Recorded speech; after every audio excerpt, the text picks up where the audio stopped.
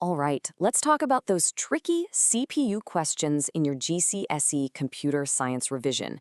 In this explainer, we're going to crack a classic 3-mark question and show you exactly how to lock in those full marks.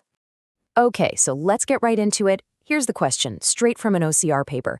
Give 3 characteristics of a CPU that can affect its performance. Now, it looks so simple, right? But believe me, this is exactly where students often trip up and lose what should be some really easy marks. So what's the secret here? The absolute key is figuring out what the examiner actually means when they use the word characteristics.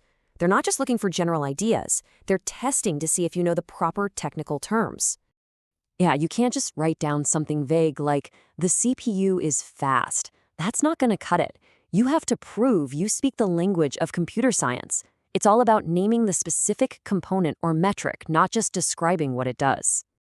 Okay, so let's look at the solution. I'm going to show you how to build the perfect 3-mark answer using the exact phrases that the mark scheme is looking for. This is how you guarantee you get the grade. First up, clock speed. So what is it? Well, it's the number of cycles, or you could say instructions, a CPU can chew through every single second. You can think of it as the heartbeat of the processor, and it's usually measured in gigahertz. So yeah, a higher clock speed means faster processing. Simple as that. All right, next on the list, and this one's a biggie, is cache size. Cache is this small, super fast bit of memory that's literally built right onto the CPU. And if you have a larger cache, it means it can keep all the data it uses frequently right there, ready to grab in an instant. It's kind of like having your most used tools right on your workbench instead of having to trek out to the garage every time. That's what a bigger cache does.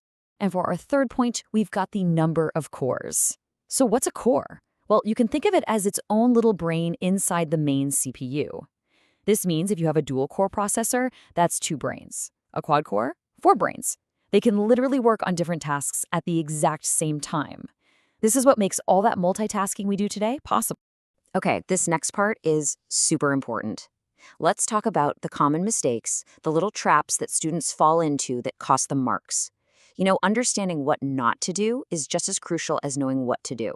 This is how you turn a 1-mark answer into a full 3-mark response. And look at this. This comes straight from the examiner's notes. The mark scheme literally says single-word answers are NE, which stands for not enough. So just writing down clock or cache or cores, nope, it's not going to get you the mark. Being close just doesn't count here. You have to be absolutely precise. And this just lays it all out perfectly. See the difference? Rating speed on its own is way too vague, but clock speed, that's the specific technical term they're looking for. Cache isn't enough. You need to say what about the cache affects performance, which is its cache size. And you guessed it, just writing cores won't do it. The full correct answer is number of cores. Okay, let's wrap this up and make sure it all sticks. We're going to put everything you need to smash this question into one final exam-ready slide. This is your key takeaway. Right, listen up. You need to burn these 3 exact phrases into your brain. Clock speed, cache size, number of cores. Seriously, if you take away just one thing from this whole explainer, let it be this. In your computer science exam, precision is everything. Always give the full technical name. And there you have it. It's that simple. 3 specific phrases, 3 guaranteed marks. So here's a final thought for you. The next time you're using your computer or your phone, just take a second to think. How are its cores, its cache, and its clock speed all working together right now to deliver the performance you're experiencing?